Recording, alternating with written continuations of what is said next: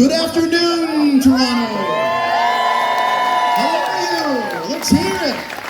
Man, you guys are finishing strong. I am proud of everybody that has been here all weekend long. I hope you guys are having a good time. My name is Joe Deckelmeier from Screen Rant, and I am honored to be moderating this next panel.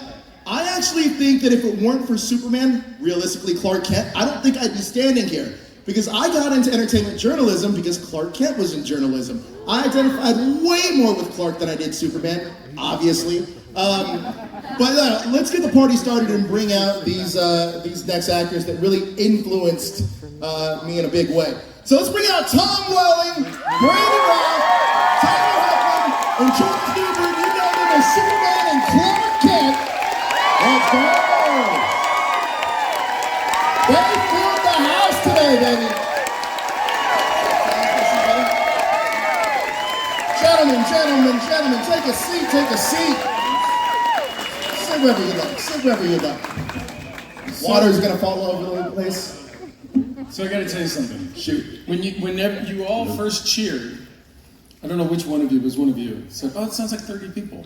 So we walked out of here, there's a lot more than 30 people there, so thank you. And just like you, we wouldn't be here if it wasn't for Clark Kent, so thank you. That is also true. First of all, I gotta ask you guys, I think all of you guys actually have shot in Canada before. Yes. You guys obviously did Smallville, Legends of Tomorrow, Superman and Lois, and George, you did a film called Sons of Mistletoe out here. Did a Sons of Mistletoe here and Switching Channels. That sounds like a fun Adventures in film. Babysitting we shot here, half of it. So, well, that's... I actually shot Cheaper by the Dozen 2 here. I love did you? Toronto. Nice. I love Toronto. So talk to me about some of your Scott favorite... Pilgrim versus the World.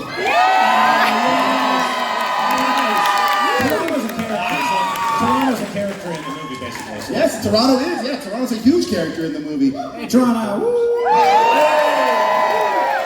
So I gotta know, tell me some of your favorite stories about just being in Canada. Freezing my ass off, that's all I remember. It was fun though. When the writers in LA write rain towers in January? Yeah. Like that kind of stuff? Yeah. I was in, so Cheaper by the Dozen 2, I was here, and Bonnie Hunt and I had gone to lunch on a day off, and we were walking down the street, and I walked into a street sign. And I was talking to her this way, and I was like, dong! And I was like, oh my God! Like, and we laughed. And the next day it was on TMZ. We were being followed. So yeah, you can Google it right now if you want. I mean, It's amazing. I did that once in Los Angeles, going to a friend's comedy club, walking by myself like on my phone or something, and I was wearing glasses. Clark Kent moment, baby. Clark Kent. Luckily TMZ wasn't there to capture that. Clark. Glasses help protect my face, actually, so it's helpful. I didn't hurt myself as much. Glasses are functional for Clark Kent. Do you guys have any favorite Canadian snacks? Because I just discovered, and somebody actually brought a bag up, but ketchup chips. I'd never had them before this weekend. They're amazing. Yes. Great. I had some yesterday. They changed my life, I think. Ketchup chips.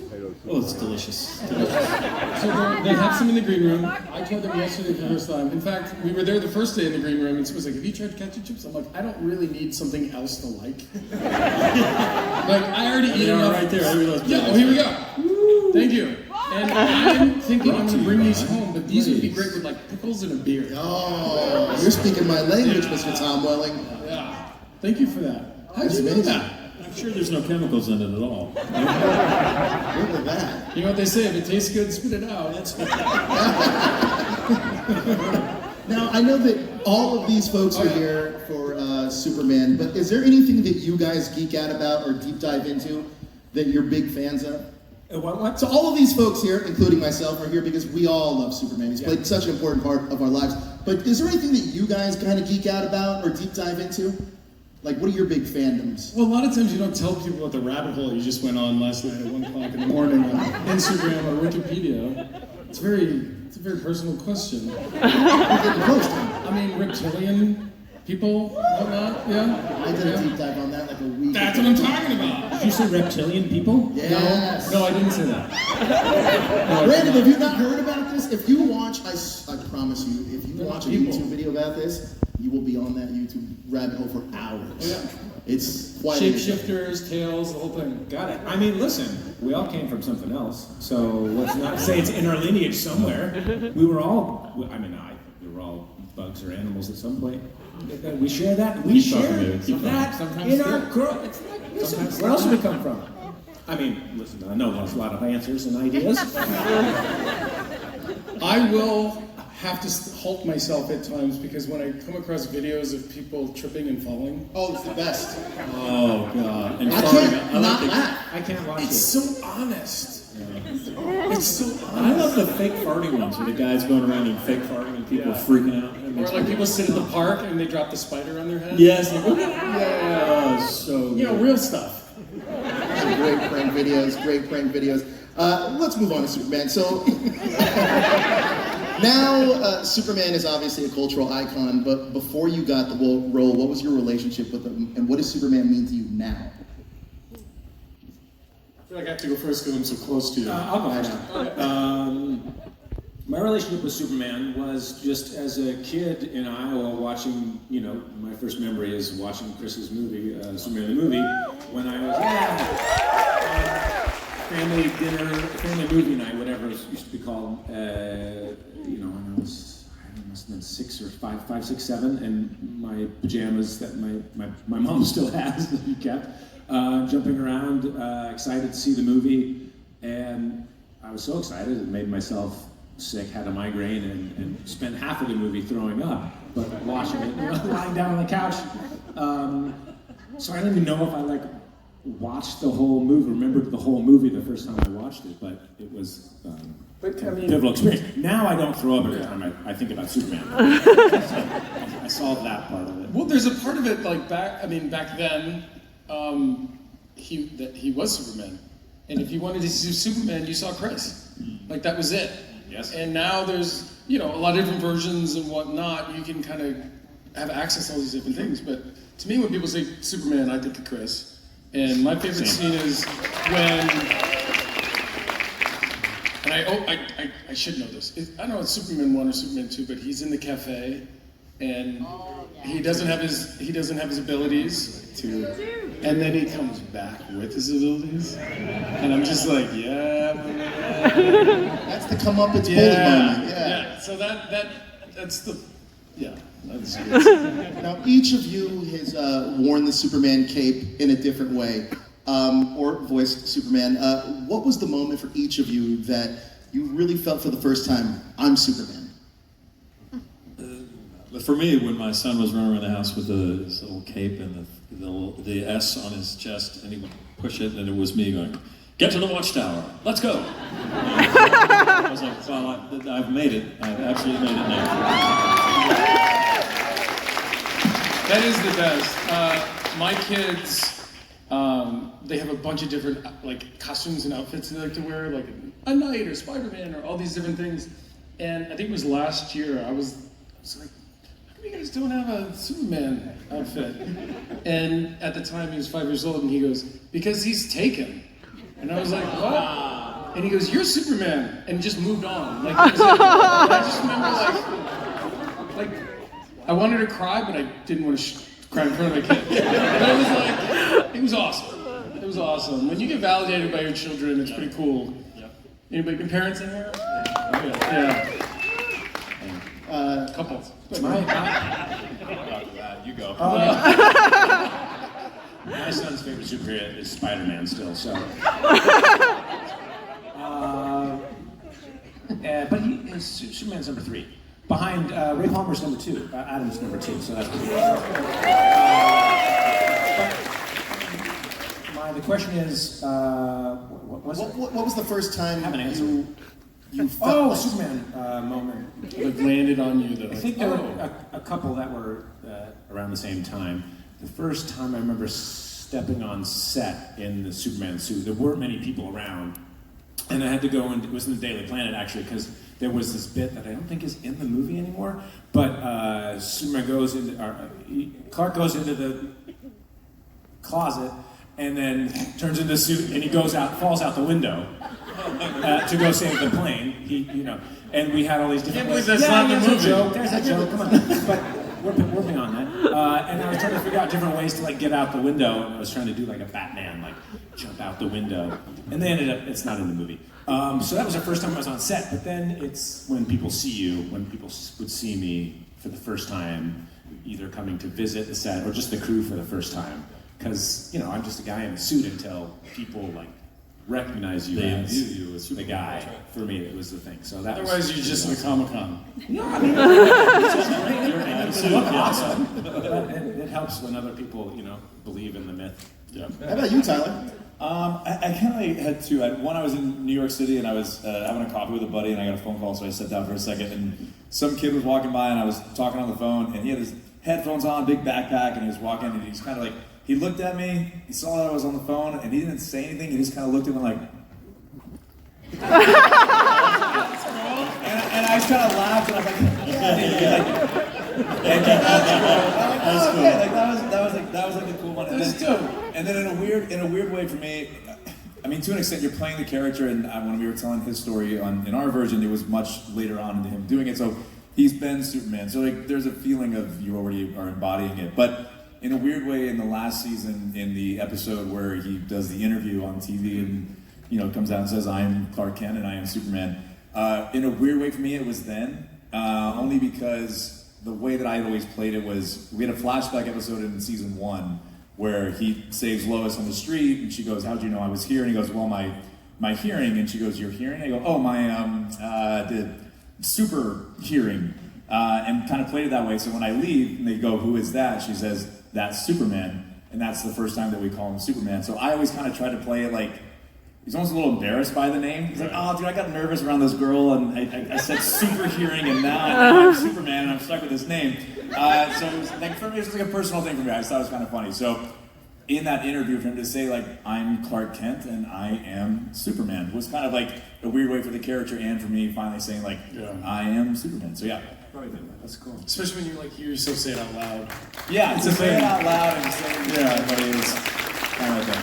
Speaking of Clark Kent, I feel that Clark is just as timeless as Superman. Which part of Clark did you identify more with? The reporter, the farm boy, or like the Man of Steel, the Kal-El version of, I guess Kal-El's kind of different, but the farm boy, the reporter, the heroic. So what did you identify about Clark? I mean, for me, one of the things that I kept reminding myself in the series was like, I played a character who didn't know who he was going to be. So he was just he was a teenager in high school trying to figure out what these weird abilities he has and his purpose. So that's kind of was my thing, yeah. I'm from Arkansas, and actually I have an olive orchard. Arkansas. Arkansas. And I make olive oil. I'm a farmer, so I kind of relate to the farm boy of him. I think mostly, and Clark Kent. Definitely not the super of the Superman. That's definitely not that. Yeah, I don't like not as much the Kal-El. Yeah, just like the same. I think just again, for us doing the family version, it was just like, you know, I don't have kids, but like father, husband, partner, you know, family member trying to just do their best. Like that was kind of the thing. So to me, it was just Clark. Well, for me, I thought of each character separately, but all of the same part. Kal-El is Kal-El, and Clark is Clark, and Superman is Superman. But they have a little bit of distinct differences. But Clark was the way that all three of them, one person, got to kind of be human the most, to experience everyone. And so his quirkiness or clumsiness wasn't necessarily him performing so much as just like super exuberance about being around and being a part of this part of life, because he has to separate himself so much to, you know, at times to be the hero. We have a lot of great stories in any medium, whether it's film, television, or books or whatnot. It's really always about one thing, it's identity. Sure. Who am I? What am I doing? Who am I? And I think that we've all been able to explore that in a fun way, so, yeah. So what is your Clark Kent's go-to karaoke song? Each one of your Clarks. Mine doesn't have one. No? He's too nervous. Got nervous energy, he's not getting up on stage. Any of your Clarks got? I mean, I feel it sounds like I got out of that one, but I mean You it. kind of. My Clark Kent was like, go ahead, Lana, go ahead, Lois. I'm gonna sit right here. I want to get physical. That's your singing, by the There you way. go. I feel, Tyler, like your Clark would definitely have one just to get the kids get up and have fun. Build me a buttercup, why not? All right. Brandon's looking at me with this blank stare. I'm like, I know. I love you, Nothing baby. in my head. It's like a Broadway song, musical or something, I don't know. Oh, really? Why not? All I can think of is the song I sang in, that Ray Palmer sang also in Adam, in the era. Legends of Tomorrow? No, I know the song. You know what song I'm talking No. about? I'll think about it. So, I can't remember what it is. The one thing I loved about this new version of the Superman film that James Gunn did is that we can see kind of each one of your imprints on that film in a way. From Brandon, the duality of your Clark and Superman is very apparent in this movie. Tyler, it's the relationship that your character cultivated with Lois. I feel like that's really strong in this movie. George, we got the Justice Gang and we get these bright tones, and I think that's very apparent in this movie. And Tom, we get the family element that we see with his parents, but we also get the gravitas of Lex Luthor, all within this one movie. So first of all, have you guys all seen the movie, and what was your opinion on the movie? I have not seen it, but I think I'll see it more sooner because of what you just said. Am I wrong though? Yeah, that's great. I was wondering, that was very well said. Yeah, I've seen it. I think it's fantastic, actually, and it's sweet. It's almost kind of two movies. There's the monster-y sort of it, and then the sort of the more character-driven stuff. But yeah, there's like Lex Luthor, Lois Lane, and Superman. Excellent, just so excellent. Especially Lex Luthor was great. Yeah, I thought everybody did a great job. I thought David was fantastic. Rachel and Nick are just phenomenal, I think, in everything they do. And Nathan Fillion, I thought was. I will say that the joke that he lands at the end of the movie, I feel like was building the entire movie, and it was so worth it. It was so worth it. He's like, "That's a cool name. You're in." Like, I thought it was so good. But I think it's in very good hands. Yeah. Yeah, I was I had a wonderful time. It's doing so much. You know, you have so much character and relationship in the dueling family stories that I think David did just a fantastic job of bringing such heart and passion and authenticity and just like goodness to Superman. Yeah. That was my overall biggest the gift of that whole thing is just that the energy of Superman that I think is the best part of Superman is in this movie and is something that we could use in the world. Yes, I'll be so bold as to say. Yes, and, indeed. I know people don't like certain storylines and people can read politically, and maybe you're right to read politically into anything. Life is about politics, just get over it. But we all got to learn to get along. And I think that the biggest thing Superman do is to be a beacon of light, and that's what art does too. I'm just so excited to think about how it all works. Like they go and they write, and the artists have created Superman over all these years, and we're here talking about it. And the myth and lore of Superman is like moving us all to be in one place at the same time under like a beautiful, wonderful thing about like love and compassion. Like that's what we need. This is awesome. Whether the storyline's perfect or not. You have to. I feel like you have to. It does such a great job of really encompassing everything that I loved about all of your Supermen so well in that one film. So your guys' fingerprints are all over that. Absolutely all over that. And it's interesting, you really should see the movie, Tom, simply because Nicholas and David both credit Smallville for being their entryway into Superman. Yes. They both said that they were early Smallville fans. That's what kind of was what got them into the character. So when you are getting told you're going to do a show about a young teenage Superman that can't fly and doesn't have the suit, did you think that it would resonate so well some 20 years later? I mean, no. There's no way that anybody can predict that, right? You just don't know. And usually when you think something's good, it's not. I don't know. I mean, that's honestly, one of the things with the cons is you get to meet people and hear their stories about how it has affected them. Because to be honest, as you're filming, or at least when I was filming, you're not thinking about how it's going to land for fans. I mean, that's more of like producers and writers and directors' jobs and whatnot. You're playing your characters, and then you meet people who have gone to war, and the only thing that gave them any solace was when they came back to, from that day, and they watched an episode of Smallville, and that, gave them an escape to move on. Like, you can't, I don't know, there's no way to do that. You can't manufacture that. And I think that's where, like, the thing about what we do is so special is we do it and then we put it out there. Sure. And then it's up to you guys, you know? And thank you for being here, because we wouldn't be here without you. I'm kind of like maybe one a little bit, but like, yeah, I mean, I was on a show for 10 years, and after every season, the final episode, we were canceled, technically. And you know, at one point, our show was the most successful show that had ever existed on the CW. And they're like, we don't know. And 2 weeks before I had to get on a plane, they'd be like, we picked you up for another season. And it's like, okay, we'll go back into this.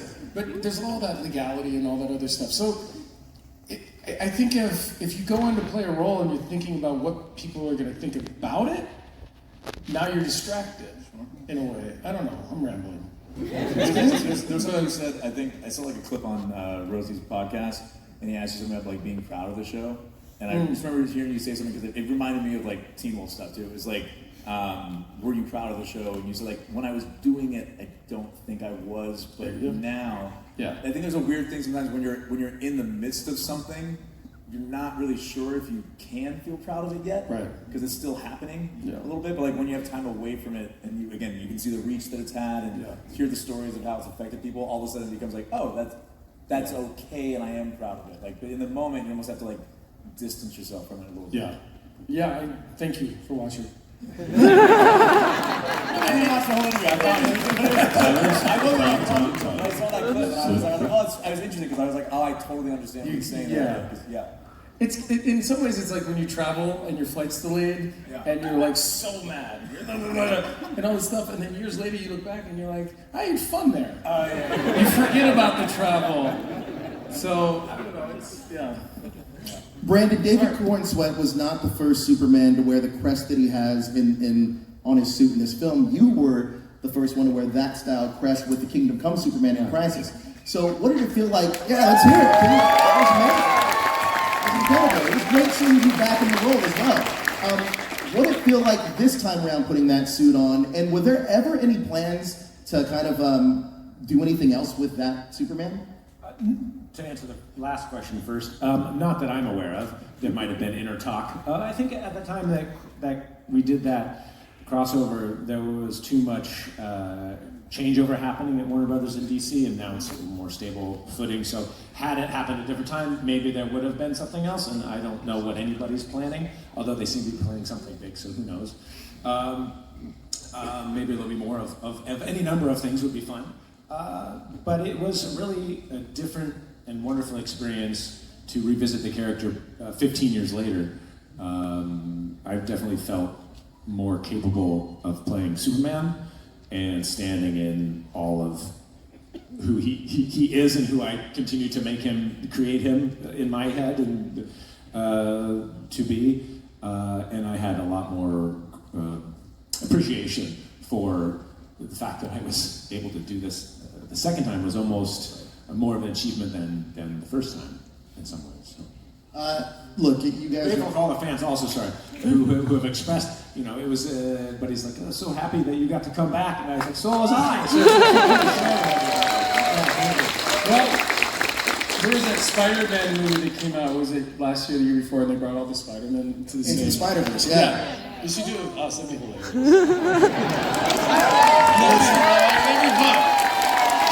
Nothing is impossible. I feel like if there is a cinematic crisis on Infinite Earths, it makes the most sense to bring all of you guys back. If they can make money, it makes sense. Thinking like a true studio executive. You guys have all been in projects outside of Superman that I absolutely love. And Tom, every single time I see you, I always want to ask you about this, and I don't think I ever have. But you're in one of my favorite movies, the NFL's Right Around the Corner. Draft Day is incredible. I love that. Brian Drew is fantastic. Can you talk to me about working with Kevin Costner and Chadwick Boseman was also in that film? Yeah. I watch that movie every year. Me too. Right around draft time. They always start playing it during the draft, leading up to it, and I can never remember how he does it. So I have to watch it every time. He's like, "You pancake eating motherfucker!" Like, I did that movie because I wanted to meet Kevin Costner. It was awesome. I remember the first scene I had with him, I had to yell at him in the first take. In the middle of screaming and yelling at him, I lost my line. Like I was screaming, and I was like, ugh! And it was like, cut! And I was like, God! I was really hard on myself. And he came over and he goes, don't worry about it. I'm like, I am gonna worry about it. I'm gonna worry about it. That's what I said. I go, I'm gonna worry about it. And he goes, hey, when I forget my line, just don't be too hard on me. And it took all the pressure off in the best way. And, sorry, what was the question? Back there. You're also in that final scene at the end where the Cleveland Browns are all together. It's you, Arian Foster, and Chadwick Boseman. Yeah, okay, so Chadwick. So I met Chadwick. He's a great guy. I met him going into a cast van from set back to the hotel. And he was like very polite. He was like, hey man, how you doing? And he was on the phone with his mom. And he was on the phone with his mom for the whole ride. So I didn't actually talk to him, but I could like hear him talking to his mom. And I thought that was really sweet. And he was just like, yeah, catching up with his mom and talking to his mom. And then we got out of the cast van. And I really didn't see him again. But I was just, it's a nice memory for me. Like That's fantastic. His mom, you know? Yeah, I'm happy I asked you. I just wanted to know about that movie. That's fantastic. George, you're in one of the most iconic television shows of all time, Friends. Oh yeah, did 3 episodes of Friends. What was your experience like on that? It was kind of surreal. I'd gone to school with Dave Schwimmer, so I knew him, and I'd known Matt for 20 years. And then in between takes, we'd go up to a dressing room, and Brad Pitt was dating Jennifer at the time, so we'd all play Super Mario. Brad and Dave Schwimmer. And that was just sort of surreal, yeah. But and also the show is so well written that it's lovely to be on a show where in a sitcom you don't have to work too hard. You just sort of ride the wave as opposed to like cranking the engine, which is most sitcoms aren't that funny, and you're trying to make it funnier. But Friends, you sort of kind of back off and ride the wave, and it was just such a great experience. Yeah. That's awesome. It's incredible. Tyler, I think it would be easy to ask you about Teen Wolf, but actually, it's something that surprised me. You're the voice of Sephiroth in Final Fantasy. That's incredible. I love Final Fantasy. It's literally my favorite game of all time. Talk to me about doing his voice, getting into that. I'm one of the voices of Sephiroth. Yeah, you're going to be the voice in my head, Tyler. It was a lot of fun, man. Honestly, it's one of those things where I told everybody I was a little bit ignorant of what I was getting into. To be honest, when it happened, I was talking to a friend of mine at one point, and they asked what I'd been up to. I was like, oh, I'm voicing this character in a video game. And they said, what's the game? I said, Final Fantasy. They said, oh, who do you play in Final Fantasy? I was like, Sephiroth. He goes, dude, are you kidding? And I was like, I was like, you know it? He's like, yes, I know it. He's like, everybody in gaming knows Sephiroth. And that was kind of my first actual awareness of how big it was. And then coming to these things, it's really only been the last 6 months or so that I think people are kind of aware that I've done that. And meeting the fandom has been, it's been very, very eye-opening. And it's cool, man. It was a lot of fun because I was doing it while we were shooting the show half the time. And so going and playing Superman one day and then coming over and playing Sephiroth the next day, it was just a nice thing to be able to go back and forth in the duality of those two characters. So it's been a lot of fun. Yeah, look, I remember playing on PlayStation 1. I didn't realize, because my friend introduced me to the game, and I didn't realize it was like a long game. So I didn't have a memory card, so I had to pause it.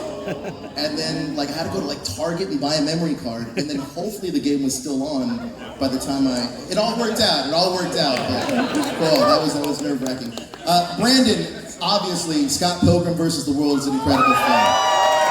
And you're fantastic in it. Can you talk about your experience on that? Oh yeah, it was awesome here in Toronto. I got to be in a band. I had band practice, with Brie Larson and Tennessee Williams, who was our drummer, and be on stage and play music. It was pretty sweet. I was in a jazz band, marching band, concert band, so it was cool to be learning to play bass for that. So that was awesome. And it was just so much fun. Edgar Wright is an incredibly talented, genius director and incredible captain of the ship, one of my favorite directors I've ever worked with because he's a team player and just we're ready, we're doing this awesome thing, he's ready to go, he's got the plan, and we're off every day after a couple espressos and we're going, and it's awesome. And it's just amazing to see the legs that it's had. It obviously didn't perform hugely at the box office, but since has garnered such a huge family of fans, and with the animated series, it's brought so much love and music and art to everyone. It's awesome. True folk classic. Yeah. True folk classic. Brandon, so this year at San Diego Comic-Con, I was at the fandom party, and you talked about Spider-Man earlier. You cosplayed as Spider-Man at that party and jumped on stage with the All-American Rejects. Has anybody seen this? Has anybody seen this? Go! I'm sure it's on YouTube. I'm still slightly embarrassed by it. It was a pretty cool Does moment. anyone have a phone? Google it right now.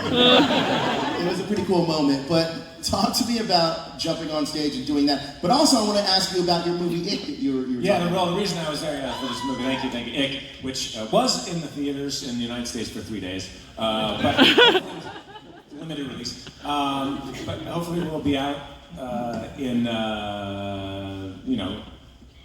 on everybody's TV availability, VOD streaming at the end of this year. But it's a fun PG-13-ish monster horror comedy. I don't really like horror that much, but it's very much, more tame than an R-rated. Approachable. It's approachable, and I get to be funny, and I play football in it. My first football experience in the movie. I play a high schooler with the help of age makeup. Mina Sabari, high school couple, and it goes through this kind of fun music video of the first 10 minutes of our relationship of together and breakup and all this stuff. It's pretty cool. There's another part of that question. You jumping on stage with the All-American Rejects in a Spider-Man cosplay. Joseph Kahn, who's the director, who's another genius director, was like, I have this great idea, Brandon. Because the American Rejects are a big part of the soundtrack, and we're promoting the film for us, so they thought it would be a fun cross-promotional thing. And in the end, what it did is it allowed me to feel a little vulnerable and kind of move my comfort zone out a little bit. And my first time being Spider-Man. That's true. You're the first Superman. Why are you laughing at me? The clip is great. YouTube it. I promise you. The way I'm telling the story. You're searching for the answer. I'm like, there's more to this than he's saying. I try to see if people are passing out, falling asleep as I answer questions. Have you guys seen Robert Pattinson's The Batman? Yeah. No. For the two of you that have, I just want to get your take on this. Do you think that Robert Pattinson's Batman fits into James Gunn's DCU? Oh, that's what you're talking about? Yeah. Rob's a buddy of mine. No, I don't know if it fits in. I enjoyed watching it. I think Rob did a great job. I enjoyed it. When it fits in, I just don't know if I'm qualified. The thing is that James Gunn totally says that he wants each filmmaker to have their own identity and every city to have their own kind of vibe, to be their own character. And I think that Robert Pattinson movie really captures what Gotham could be. Yeah. So I think it could fit in, but I just wanted to get your opinion. I have an answer. Let's see if you can, if you watch my face and you can, if I answer the way you think I'm going to answer. You heard his face? Can't write So that. here's the thought process. I was like, oh man. I'm thinking about the end scene where they're in the stadium or whatever the thing is. I don't remember what it is. Big open space and they're flying from here to there and they're shooting the grappling hook and I don't know wherever they're going all over the place. A big huge action piece and the water's flooding in. I was like, yeah, I mean that's massive and cool and Gotham is like its own world. So how do you fit that into any Superman world would be kind of challenging. But I think that's how powerful Batman and Gotham is. It's such a different entity than Metropolis that it's going to naturally probably have a different, you want it to have a different essence and feel. It can't be like Metropolis. So I think it would because I thought he was fantastic at it and I really liked the villains and the way they handled everything. Yeah. That's a yes from Brandon. Tyler, what says you? Do you think it fits in the universe? I don't make these decisions. We're just talking here. We're just having a chat. I mean, Well, selfishly, I'm going to say no because I still want to play Batman. So.